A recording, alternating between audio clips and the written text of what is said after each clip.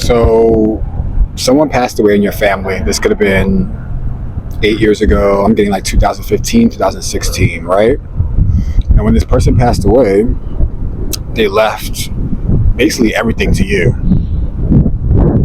everything of value to you, whether it was land, like miles and miles, acres of land, and a house and assets. They left everything to you. You were the favorite because this elder knew that you were the chosen one. This elder knew that you were anointed. In fact, you've been her favorite. This is a female elder that passed on, and they had other grandchildren in line. She overpassed them, overlooked them, and decided to give it all to you. Now here where the shit comes in at, okay? Your mother, now take it how it resonates. It might be your mother, it might be your father, it might be whoever was in charge of the estate. They did some malarkey. They did some bullshit. Now you and your brother or you and your sister could have had the same initials to where they were able to forge your signature.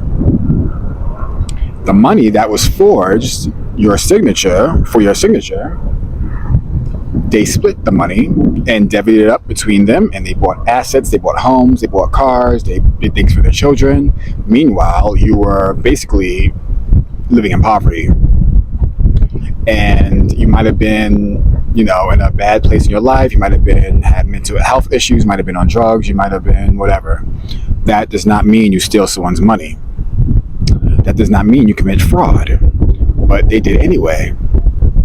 And they gaslit you when you ask questions about this money, this land, these acres, this estate. They gaslit you and told you that it didn't exist, it never happened, this person didn't have a will.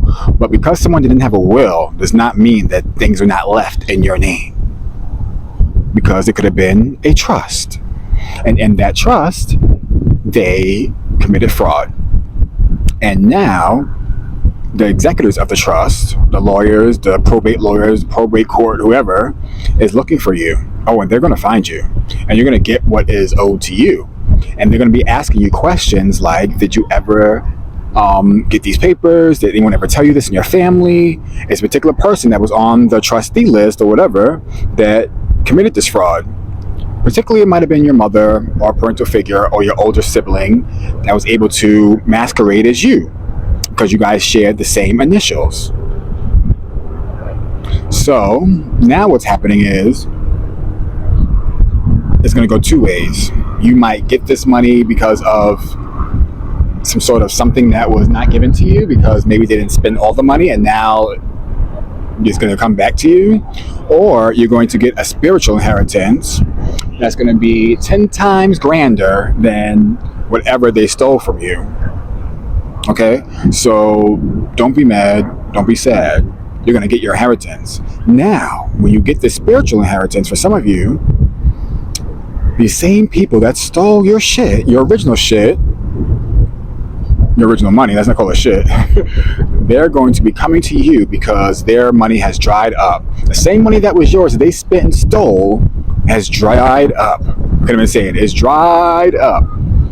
And now they're desolate. Is that the word? Yeah. And they need money. And they need a place to stay, perhaps. Or the place they have is in foreclosure. Or the place they have, the mortgage is late. You better not help these people.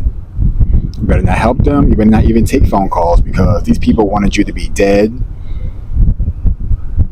hooked on drugs, sexually explicit with random people. And that was the excuse they gave when it was time for you to get your funds. They said, oh no, they don't deserve this. Oh no, they don't deserve this. They on drugs. They do this, they do that. Da, da, da.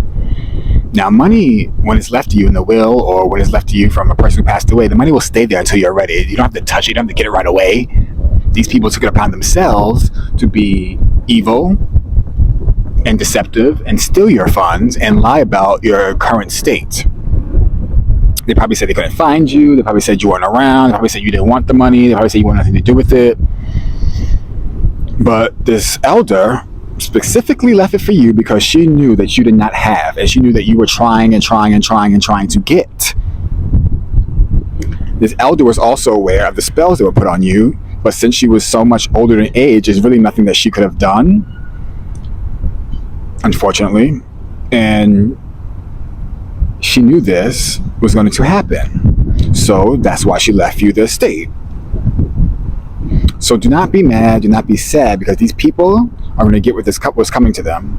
Also, the same people that stole your money were the same people that were putting death spells on you, stagnation spells on you, and everything else. So you know now that the spell is broken, that person that did this to you is going to die.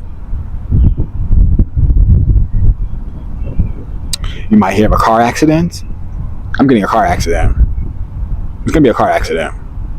Or they're just going to randomly pass away in their sleep, or something really, something really weird or off the cuff is going to happen to them. And you probably had a funeral in your head for this person already. So don't be sad, don't be mad. Just know that they got what was coming to them, and you're going to get what's coming to you, which is that money, so you can live the life that you're supposed to live in abundance and happiness. And the love of your life is coming in as well.